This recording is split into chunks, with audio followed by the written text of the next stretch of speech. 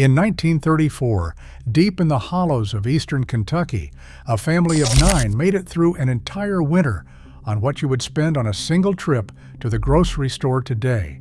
No refrigerator, no supermarket, no steady paycheck, just skills handed down through generations that turned dirt poor into well-fed and wasted not one single scrap.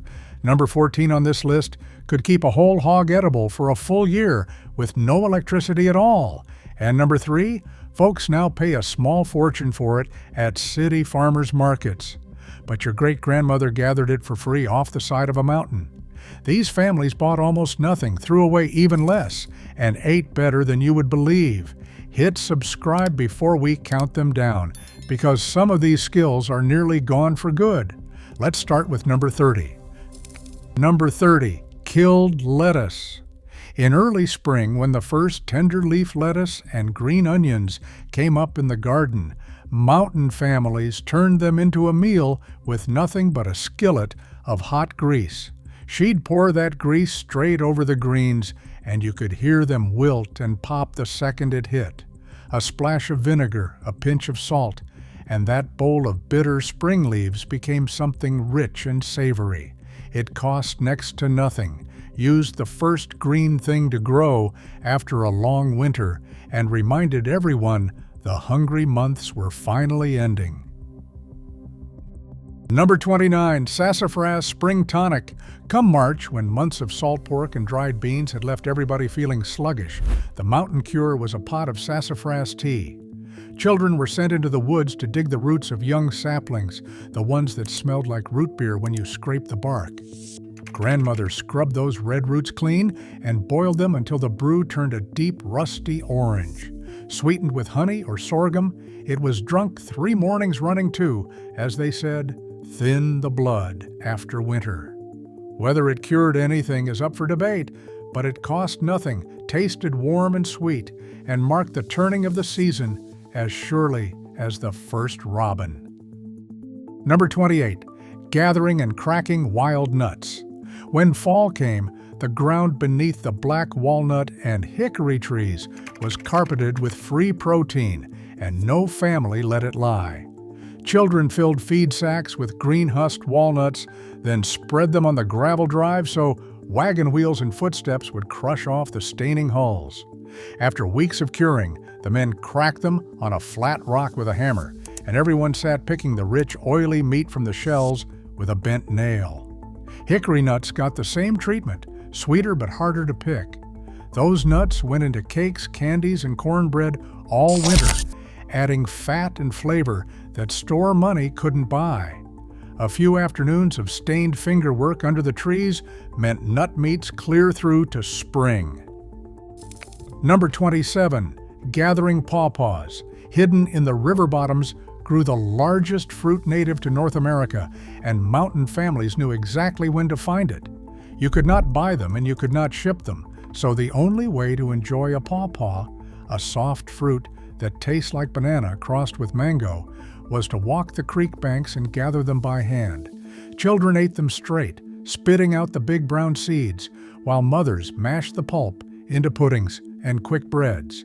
For 2 weeks each year, the poorest family in the holler ate a tropical-tasting fruit for free. Then the season closed, and you waited a whole year for more. Number 26, persimmon pudding. The wild persimmon was a trickster fruit. Bite one too early, and it would pucker your whole face inside out. But mountain folks knew to wait until after the first hard frost, when the fruit turned soft and honey-sweet on the branch.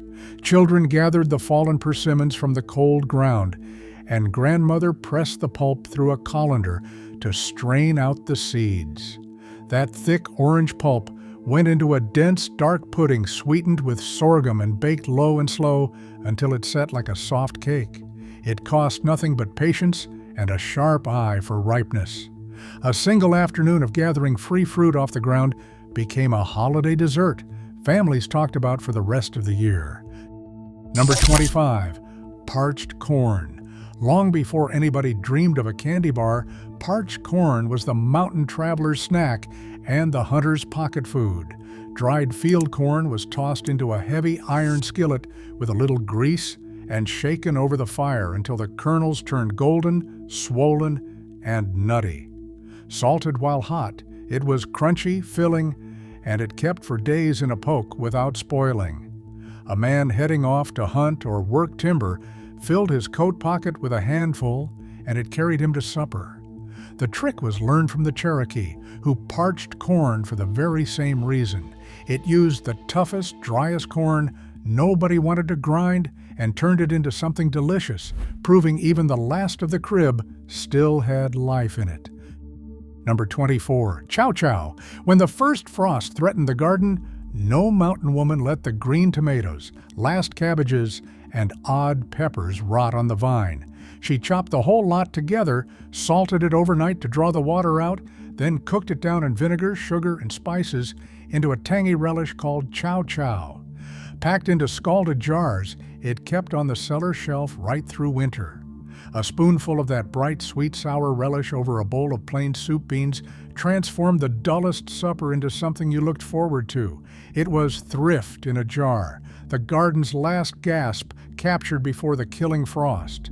Every family's recipe was a little different, and every cook swore hers was the only one worth eating. Number 23, putting up pickles. A garden full of cucumbers in July meant nothing if you couldn't carry that bounty into January, so mountain kitchens turned to the crock and the canning jar.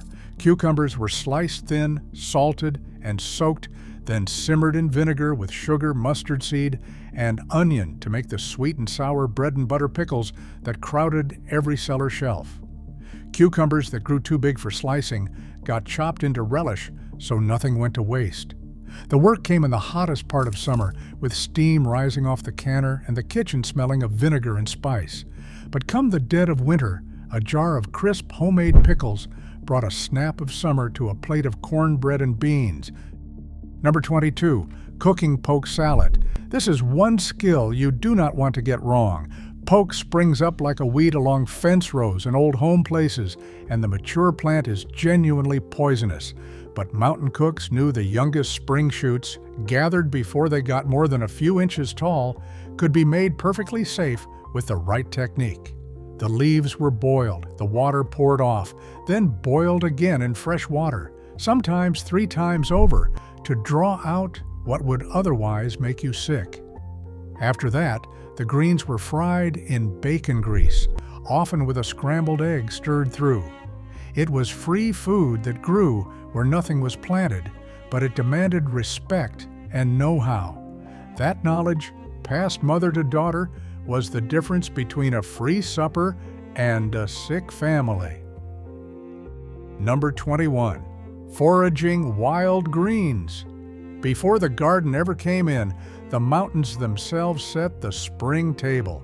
Folks walked the creek banks and old fields, gathering creasy greens, dock, lamb's quarter, dandelion, and a dozen other wild plants most people today would mow down as weeds.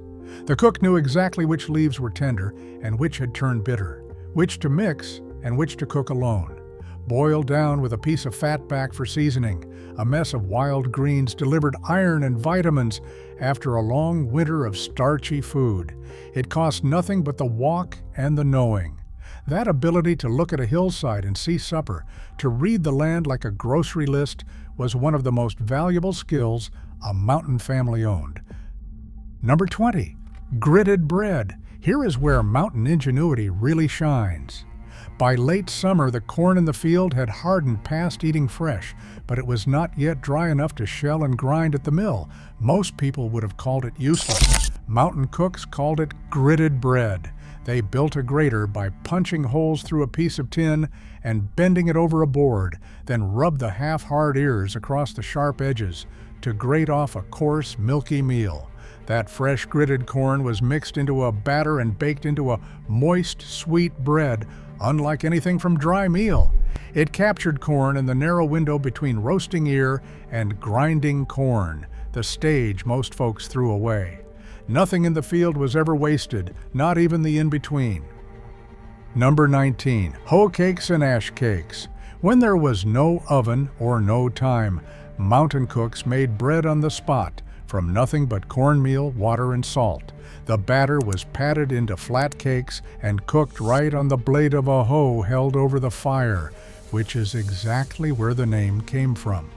Poorer still was the ash cake, where the dough was wrapped in a cabbage leaf or simply laid in the clean hot ashes at the edge of the hearth and raked out when done, the ash brushed off before eating. These breads needed no leavening, no dairy, no eggs, none of which a struggling family might have, just meal and fire. For many a hard year, it was the bread that stood between a family and going to bed hungry.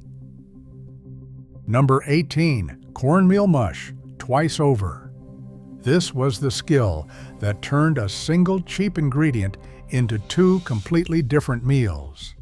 In the evening, cornmeal was stirred slowly into boiling salted water until it thickened into a smooth, hot mush, eaten in a bowl with butter, sorghum, or milk poured over. That alone fed the family supper. But the real magic came next. Whatever mush was left got poured into a loaf pan and set in the cold pantry overnight, where it firmed up solid. Come morning, the cook sliced it, fried the slabs crisp and golden in hot grease, and served fried mush for breakfast with syrup. One pot of cheap meal became 2 meals across 2 days, and not a spoonful went to waste. That was the mountain kitchen in a single dish. Number 17, drying apples. An apple tree might give you bushels in September, but fresh apples rotted by November unless you knew how to keep them. So mountain families dried them.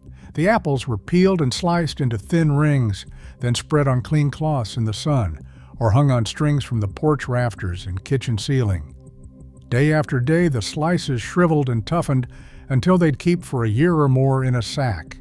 Those leathery dried apples reconstituted into pies, sauce, and fillings all winter, carrying the taste of fall straight through to spring. A few warm afternoons of work preserved an entire harvest, and the smell of apples drying was the smell of a family preparing to survive. Number 16, fried apple pies. Take those dried apples from a moment ago, and a mountain cook could turn them into the most beloved hand pie in all of Appalachia. The dried slices were stewed soft with a little sugar and spice until they cooked down into a thick, dark filling. The cook rolled out a simple dough, spooned the apples onto one half, folded it into a half moon, and crimped the edges shut with a fork. Then the whole thing went into a skillet of hot grease and fried until the crust blistered golden and crisp. Wrapped in a cloth, fried pies went into lunch pails to the coal mine and the schoolhouse. They were sweet, portable, and made almost entirely from food the family had grown and dried themselves. Number 15, the spring house and the root cellar. Without electricity, keeping food cold was a skill of its own, and mountain families mastered it using nothing but the earth and the water. A spring house was a small stone building built right over a cold mountain spring, where crocks of milk, butter, and buttermilk sat half submerged in water that stayed cool as a refrigerator year-round. The root cellar, dug into a hillside or beneath the house, held a steady, cool temperature that kept potatoes, apples, cabbages, turnips, and rows of canned jars from freezing in winter or spoiling in summer. These were not conveniences. They were the entire reason a family could eat in February what they had grown in July, and building and using them right took real knowledge. Number 14, salt curing and smoking pork. This is the skill that teased you at the start, and it's the one that could keep an entire hog edible for a full year with no refrigeration at all.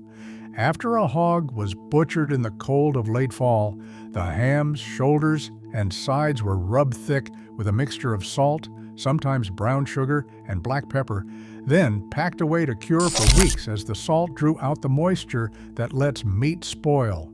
Once cured, the meat hung in the smokehouse over a slow, cool fire of hickory or applewood for days, until it took on a deep, smoky flavor and a hard, protective rind. Hung from the rafters, those hams kept clear through summer. One careful fall's work meant meat in every month that followed. Number 13, rendering lard and saving the cracklings. When the hog was butchered, nothing was more valuable than its fat, and turning that fat into lard was a skill every mountain cook had. The fat was cut into chunks and cooked slowly in a big iron kettle until it melted down into clear liquid lard, which was strained and poured into crocks where it kept for a year. That lard was the cooking fat for everything: frying, biscuits, pie crust, and seasoning beans. But the real prize was what stayed behind in the kettle. Those crisp, browned bits of rendered fat were the cracklings, salted and eaten by the handful or saved for cornbread. A single hog's fat gave a family a year's worth of cooking grease, bought from no one. Number 12, cracklin' cornbread. Now here's where two skills come together into something greater than either one alone. Take those cracklings we just rendered, the crisp little nuggets of pork left over from making lard, and stir a generous handful into your cornbread batter. As the bread baked in a screaming hot iron skillet, the cracklings crisped at the edges, studding every slice with savory bursts of pork and fat. It turned plain cornbread, already the backbone of the mountain table, into a rich and hearty meal in its own right. A slab of hot crackling cornbread with a glass of cold buttermilk was supper for many a family on a hard night. It cost almost nothing because both halves were byproducts of the hog already hanging in the smokehouse. That is mountain economy at its finest. Number 11, making hominy with wood ash lye. This skill sounds almost like alchemy. Dried corn is hard as gravel, and the body can't fully use it. But mountain folks learned to transform it with nothing more than wood ashes. They soaked hard corn kernels in a solution made from hardwood ashes in water, which is naturally alkaline, and let it work until the tough outer hulls loosened and slipped away. The swollen, softened kernels left behind were hominy, plump and tender, ready to be eaten whole or dried and ground into grits. The process didn't just soften the corn, it actually unlocked nutrients the body couldn't otherwise absorb. Though no one knew the science, they just knew it worked. Turning rock-hard corn into nourishing food with fireplace ashes is one of the most ingenious skills the mountains ever produced. Number 10, leather breeches. Before canning was common, and long before freezers existed, this was how a mountain family kept green beans through winter. Fresh green beans were threaded onto a long thread with a needle, whole and unbroken, then hung in long strings near the stove or across the porch to dry. As the weeks passed, the beans shriveled and toughened into what looked like little leather strips, which is exactly where the name came from. Hung in a dry place, they kept for months. When winter came, the dried beans were soaked and then simmered for hours with a piece of fat back, until they plumped back into a rich, distinctly nutty dish, unlike fresh beans at all. It took no jars, no equipment, no money, just a needle, some thread, and the patience to let the mountain air do the work. Number 9, making kraut in a crock. A good cabbage crop could feed a family for months, but only if you knew how to keep it, and the mountain answer was a stone crock of sauerkraut. The cabbage was shredded fine, packed into a big crock with salt, and pressed down hard until its own juices rose up and covered it completely. Weighted with a plate and a clean rock, it was left to ferment in the cool cellar for weeks, bubbling away as it slowly soured into tangy, long-keeping kraut. The salt and the souring preserved it without any canning at all. A crock of kraut delivered crucial vitamins through the dead of winter, when fresh vegetables were nothing but a memory.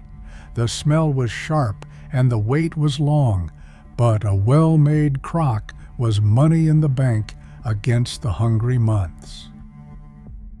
Number 8. Canning the whole garden.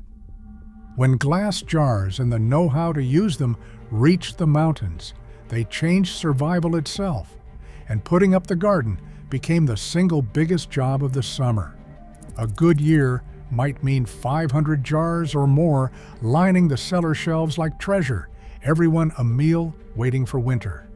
The work was brutal in the August heat, but those rows of glittering jars were the difference between a fed family and a hungry one come February. To this day, an old cellar full of home-canned jars represents one of the proudest skills in all of Appalachia. Number 7. Churning butter and using every drop of milk. A family milk cow was a treasure, and mountain folks wasted not one drop of what she gave. Fresh milk was set aside to let the cream rise, and that cream was churned by hand, up and down, until it broke into golden butter and thin buttermilk. The butter was worked, salted, and pressed into molds. But the genius was in what came next. The leftover buttermilk made the lightest biscuits and cornbread, and milk left to sour naturally turned into clabber, eaten with sugar or used in baking.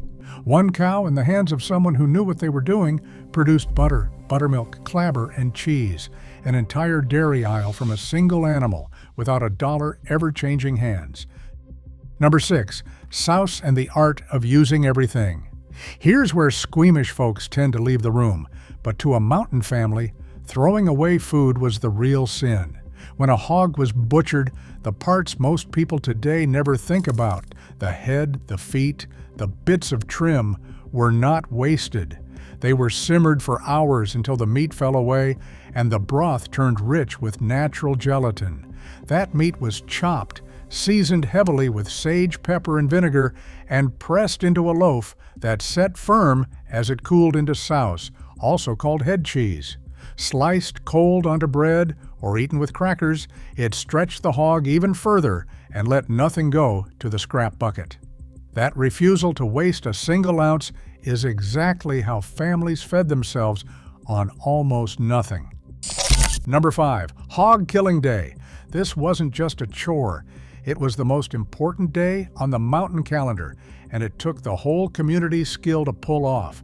Every hand had a job, and every part of the animal had a purpose. The hams and sides to cure, the fat to render, the trimmings to grind into sausage, the odds and ends into souse.